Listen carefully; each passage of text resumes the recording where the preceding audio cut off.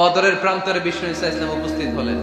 ওই যে কাফেরদের তাবু, কাফেররা আসছে 3 দিন আগে, মুসলিম সৈনিকরা পৌঁছলেন 3য় দিন। এসে বিষ্ণু ঈসা ইসলাম সবাইকে বললেন, কত হতে পারে কাফের, কেউ বলতে পারে না। দুইজন রাখাল পেয়ে জিজ্ঞেস করলে, এই রাখাল, কয়দিন ধরে আছো? আমরা 1 সপ্তাহ ধরে বদরে আছি। শুনতেছেন? শুনতেছেন? উনি বললেন, ওই যে কাফেররা যে আসছে কয়দিন আগে, 3 দিন আগে। 3 দিন আগে। কত হবে সংখ্যা? বলু কাসীর, অনেক। কত হইতে পারে? রাখাল দুটাকে জানি না। আল্লাহ রাসূল সাল্লাল্লাহু আলাইহি ওয়াসাল্লাম চিন্তায় পড়ে গেলেন, কারণ ওনার যুদ্ধে অ্যাটাকের সিস্টেম ছিল শত্রু সংখ্যা কত এটা আমাকে জেনে নিতে হবে। সুবহানাল্লাহ পড়বেন না? অনেক কৌশল হাত দিয়ে এবার বিশ্বনবী আবার রাখাল দুটাকে ডেকে পাঠালেন, বললেন, কাম ইয়ানহারুনা কুল্লা ইয়াউম, ওরা আসার পর থেকে প্রতিদিন খাওয়ার জন্য কয়টা করে উট জবাই করে?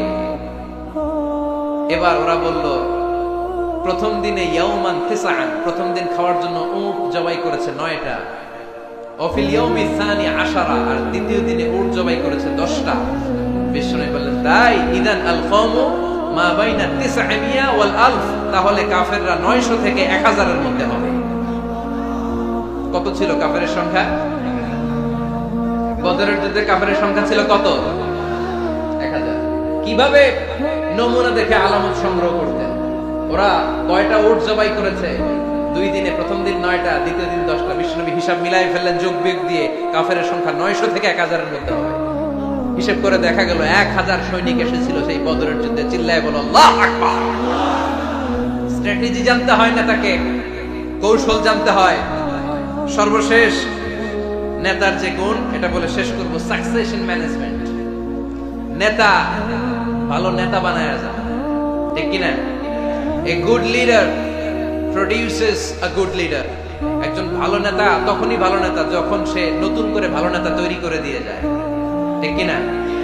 সে যদি নতুন নেতৃত্ব তৈরি করে দিয়ে না যায়, সমাজ চলবে? চলবে? এটাকে বলে দি সাকসেশন ম্যানেজমেন্ট। আল্লাহ রাসূল সাল্লাল্লাহু আলাইহি ওয়াসাল্লাম ভালো সাকসেসর রেখে গিয়েছিলেন, এমন কিছু যোগ্য নেতৃত্ব তৈরি করে গিয়েছিলেন, উনার পরে টানা 30 বছর নেতৃত্ব নিয়ে মুসলিম উম্মাহকে 1 সেকেন্ডও ভাবা লাগে না। চিল্লায় বল মুসলমান, ঠিক কি না? ভালো নেতা ভালো নেতা বানায়। নেতা খালি নেতৃত্ব দেয়, উনি কোনো নেতা বানায় নাই। এটা কি নেতা? কথা বলেন। এবার উত্তর দেন। আমার নবী ইন্তেকালের আগেই যোগ্য নেতৃত্ব তৈরি করে রেখে গিয়েছিলেন কি জান নাই? কাকে রেখে গেছেন?